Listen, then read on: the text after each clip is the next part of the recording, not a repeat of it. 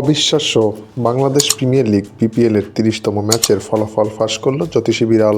দর্শক, Bangladesh premier league বিপিএলের ৩০তম ম্যাচে মুখোমুখি হবে চট্টগ্রাম রয়্যালস এবং ঢাকা ক্যাপিটালস। এই দুই দলের মধ্যকার খেলাটি অনুষ্ঠিত হবে আজ বাংলাদেশ সময় সন্ধ্যা ৬টায় মিরপুর শেরেবাংলা ক্রিকেট গ্রাউন্ড স্টেডিয়ামে।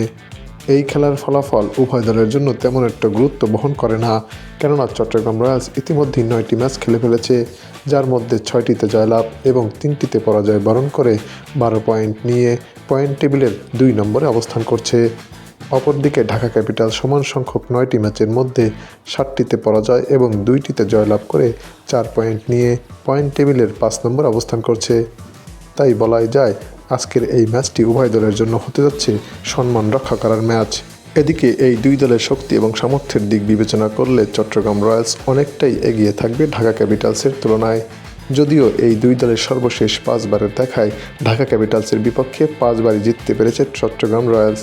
তাই তো এই ম্যাচ নিয়ে ক্রিকেট ভক্তদের মাঝে, বিশেষ করে চট্টগ্রাম রয়্যালসের ভক্তদের মাঝে দেখা দিয়েছে তুমুল উত্তেজনা। তবে এই ম্যাচের ফলাফল নিয়ে ক্রিকেট বিশ্লেষকদের মতে ঢাকাই এগিয়ে থাকছে।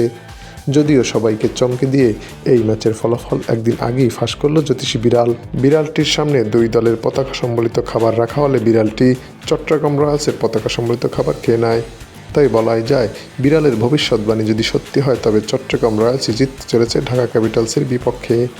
তো দর্শক, বাংলাদেশ প্রিমিয়ার লিগ বিপিএল ২০২৬ সালের ৩০তম ম্যাচে কোন দল জিতবে, চট্টগ্রাম রয়্যালস নাকি ঢাকা ক্যাপিটালস? তা আপনিও জানাতে পারেন আমাদের এই চ্যানেলের কমেন্ট সেকশনের মাধ্যমে।